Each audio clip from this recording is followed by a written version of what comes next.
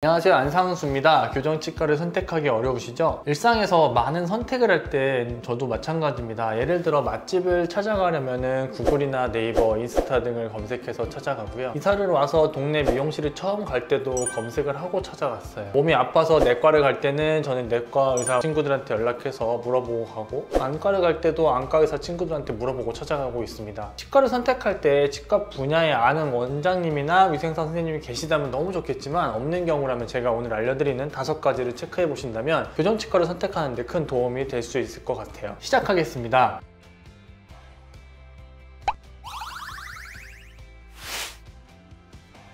첫 번째는 대기 시간이 아주 긴 치과입니다. 진정한 맛집은 모두 대기가 길잖아요. 그래서 진짜 맛집은 항상 대기가 깁니다. 그래서 원래 진짜 좋은 치과라면 대기가 길 수밖에 없을 것 같아요. 그런데 인스타에서 맛집이라고 찾아갔는데 오랫동안 기다려서 먹어봤더니 이게 이렇게 오래 기다려서 먹을 맛인가, 뭐 이런 맛집들이 있잖아요. 그래서 저는 요즘에는 사실 대기가 10분 이상이면 웬만하면 다른 집에 가고 있는 것 같아요. 예전에는 좀 기다리기라도 해서 먹기도 하고 먹어보고 경험을 해봤는데 이제는 기다리는 게 너무 싫어서 다른 집을 찾아가게 되는 것 같습니다. 치과 이야기를 다시 하겠습니다. 대기 시간이 길면 저 사람 명의 아닌가? 치료를 잘해서 사람들이 많고 대기가 많겠지 라고 생각하시는 분들이 많을 것 같아요. 네, 맞습니다. 그럴 확률이 매우 높아요. 대기 시간이 긴 치과를 무조건 피하라는 것은 아닙니다. 대기 시간이 긴 이유를 한 번 정도 체크해 볼 필요가 있다는 말이에요. 단순 이벤트성 광고를 통해서 많은 환자를 단기간에 불러 모아서 대기 시간이 긴 경우라면 좋지 않을 확률이 있다는 말입니다. 어디까지나 확률이에요. 그리고 교정 원장님이 상주하지 않기 때문에 정해진 요일이나 정해진 시간에만 진료가 가능하다는 이유 때문에 대기가 길어지는 치과도 있을 거예요. 이런 경우라면 교정치료 중간중간에 발생하는 응급처치를 하러 치과에 갔을 때 응급처치를 받지 못하는 문제가 있을 수도 있습니다. 응급사항을 처치하러 갔더니 병원에서 교정원장님이 없으니까 오늘은 응급처치를 받을 수가 없습니다. 다음에 다시 오세요. 뭐 이렇게 안내하는 경우가 되게 많거든요. 그래서 이 역시 다시 한번 체크해 보셔야 할 포인트 같습니다.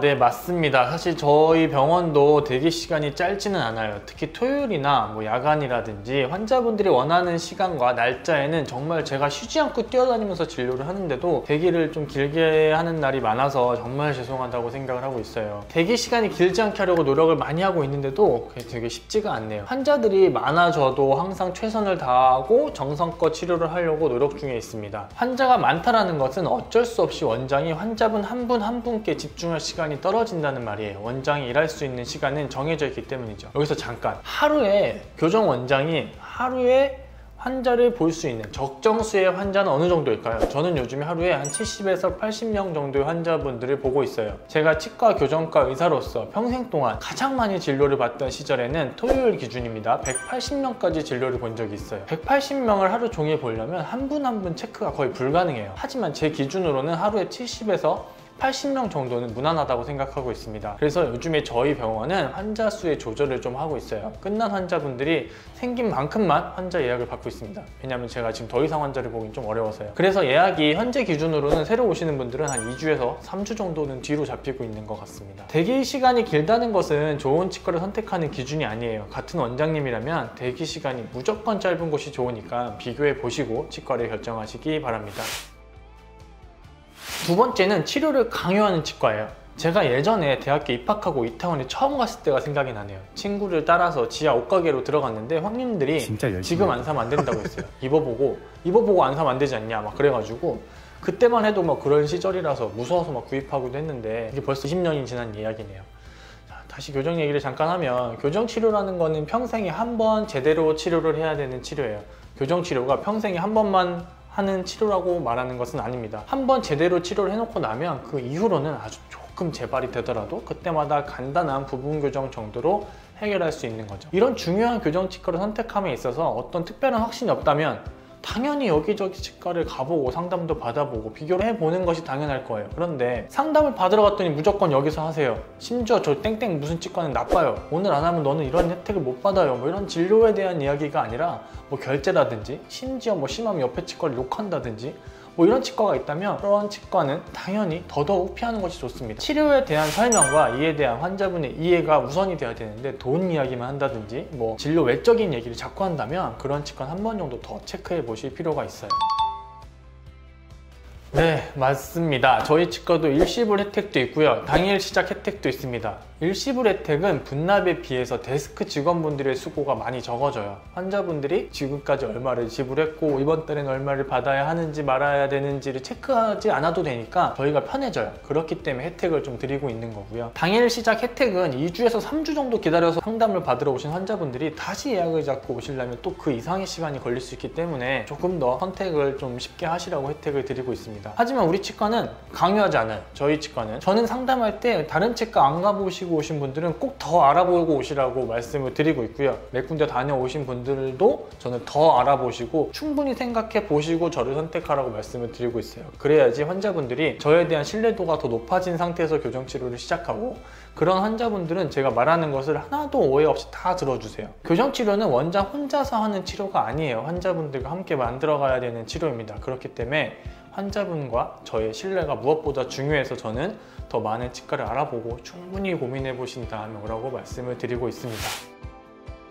세 번째는 진단에 확신이 없는 치과는 피하는 것이 좋습니다. 물건을 사러 갔을 때 사장님 이 제품 좋아요 라고 하면은 좋아요 하는 경우에도 의심의 눈으로 물건을 고르잖아요. 그런데 이 제품 좋아요 맛있어요 했는데 저도 안 써봐서 잘 모르겠어요, 또는 저는 여기 오늘 처음 와서 잘 몰라요 라는 대답을 한다면 신뢰가 생기지 않아서 물건 사거나 음식을 시키지 않게 되잖아요. 특별한 경우가 아닌데 일단 비발치를 해보고 나중에 발치할 수도 있어요 라든지, 일단 인비절라인으로 진행을 하고 해보고 안 되면 브라켓 붙여서 제가 해결해 드릴게요 라든지, 심지어 저는 그런 것도 들어봤어요. 브라켓으로 교정을 하고 마무리가 안 되면 인비절라인으로 마무리를 할게요 라고 말하시는 원장님도 계신다고 합니다. 이렇게 진단에 확신이 없다는 것은 원장님이 그 치료 방법이나 해당 환자분의 상태에 대한 명확한 진단이 안 되었다는 말이에요. 어떤 본인의 진단, 원장님의 진단에 대해서 병원에서 또는 원장님이 확신이 없다면 그런 치과는 조금 한 번 정도는 더 고민해 보시는 것이 좋을 것 같아요.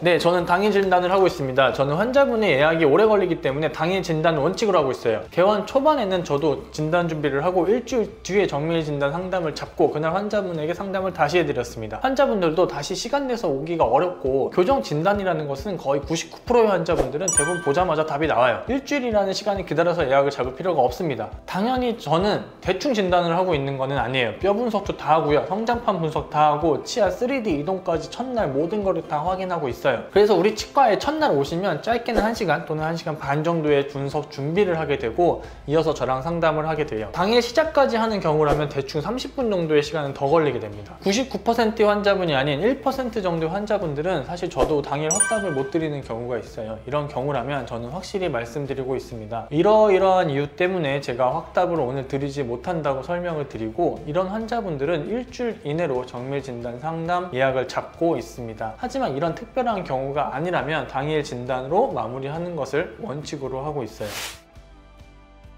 네 번째는 남들이 다 안 된다고 하는 치료를 할 수 있다고 하는 치과는 무조건 피하세요. 지푸라기라도 잡고 싶은 상황이라면 충분히 이해가 됩니다. 하지만 교정치료가 그런 진료는 아니잖아요. 예를 들어 볼게요. 교정 상담을 서너 군데 받았는데 다 양악수술을 해야 된다라고 하는데 한 군데만 안 해도 된다라고 한다든지, 나머지는 다 비발치 교정으로 해야 한다라고 하는데 한 군데만 발치 교정을 해야 한다고 하는 상황이 있을 수도 있죠. 그런 상황에서는 침착하게 몇 군데 더 가보시기를 권해드립니다. 10군데를 갔다라고 생각을 해볼게요.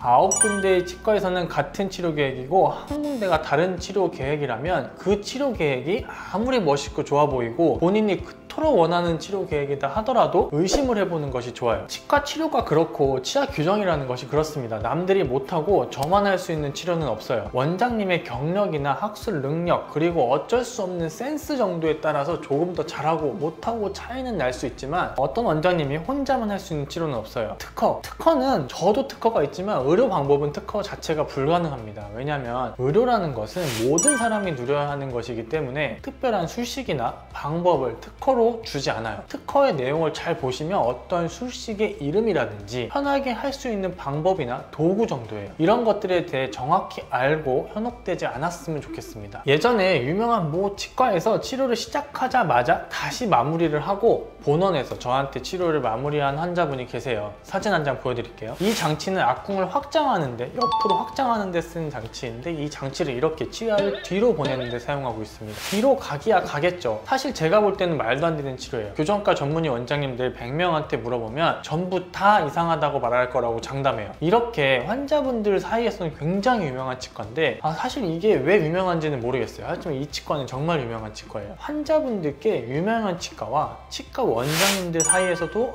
저 치과는 진짜 교정을 잘한다라고 인정하는 치료를 잘하는 치과는 많이 다르다는 것도 알아주셨으면 좋겠습니다. 다섯 번째는 원장과 소통이 안 되거나 광고 일색인 병원은 다시 한번 고민을 좀 해보세요. 교정 치료는 원장과 환자분들이 함께 만들어가는 치료예요. 치료 중간중간에 결정해야 될 것이 너무나 많습니다. 저는 하루에 180명도 본 적이 있고요. 평균 130명 정도를 보던 페이닥터 시절이 있는데 그런 시절에도 꼭 결정해야 될 환자분이 있으면 시간을 쪼개서라도 2분에서 3분이라도 꼭 얘기를 하면서 진료를 했어요. 2분에서 3분이라니 좀 심하죠. 어쨌든 그 많은 환자를 보려면 어쩔 수가 없던 상황이었는데 어쨌든 그만큼 저는 환자분과 소통이 매우 중요하다고 생각하고 있어요. 소통이 여러 가지 이유로 안 될 수는 있어요. 너무 바빠서 불가능한 경우도 있고 원장님의 원래 스타일이 소통과는 거리가 먼 경우도 있을 수 있겠죠. 성격 자체가 과묵하고 대화를 하기 싫어하시는 원장님도 당연히 치료 중간에 필요한 대화는 해야 돼요. 보통은 바빠서 못하는 경우가 많습니다. 바쁘더라도 꼭 후기를 한번 찾아보고 원장님과의 소통이 치료 중간중간에 잘 이루어지는지를 확인하는 것은 중요하다고 생각해요. 소통이라는 거는 다양한 방법으로 가능합니다. 제가 하는 이 유튜브도 소통이 한 가지 방법으로 하고 있습니다. 구독자 수나 수익을 위해 하는 건 아니에요. 블로그를 제가 운영하고 있는데 이것도 소통이 한 가지 방법으로 생각하고 있습니다. 우리 병원의 네이버 플레이스나 병원의 카카오톡도 병원과 환자분의 소통의 하나라고 생각하고 있어요. 원장님이 블로그를 안 하고 유튜브를 안 한다고 나쁘다는 것이 아니라 여러 가지 방법으로 본인과 소통이 가능한 치과를 찾는다면 소통이 불가능한 치과보다는 더 좋다는 말이에요. 심지어 원장님들 중에서는 한 분 한 분 환자분들이 카카오톡으로 문의를 하면 퇴근 후에 일일이 다 본인이 직접 답해주는 원장님도 계세요. 저도 이렇게까지는 못 해봤습니다. 그리고 어떤 원장님들은 주변 어린이집이나 노인정 같은 데 주기적으로 치과 교육도 해주시고 지역 주민들과 소통을 하시는 원장님들도 계세요. 정말 좋은 원장님들이 여기저기 주변에 여러분들 주변에 있어요. 나중에 저는 환자분들이 얼마나 와주실지 모르겠지만 출장 뷔페 같은 것도 불러서 환자분들이 모시는 자리도 한번 마련해 보고 싶다고 생각은 항상 하고 있어요. 그런 공간도 생기고 여유가 좀 생기면 은퇴 전에는 꼭 한번 해보고 싶어요. 치과를 선택할 때 치과와 얼마나 소통이 될 수 있는지 이것도 한번 체크해 보시면 조금 더 환자분에게 좋은 치과를 선택하는 데 도움이 될 것 같습니다. 오늘은 제가 환자분들이 교정치과를 선택하는 데 있어서 혹시 도움이 될 만한 정보를 5가지 알려드렸고요. 주변에 치과의사 원장님이나 치과의사 선생님이 계시다면 좀 더 양질의 정보를 얻을 수 있겠지만 그런 분들이 안 계시다면 오늘 이 영상을 보고 하나하나를 다시 한번 생각해 보시면 교정치과를 선택하는 데 있어서 큰 도움이 되리라 생각하고 있습니다. 다음번에 더 좋은 영상으로 찾아올 거고요. 궁금한 게 있으면 언제든지 댓글 달아주시면 제가 최선을 다해서 시간 나는 틈틈이 댓글에 답변을 드리도록 하겠습니다. 이상 한상수였습니다. 감사합니다.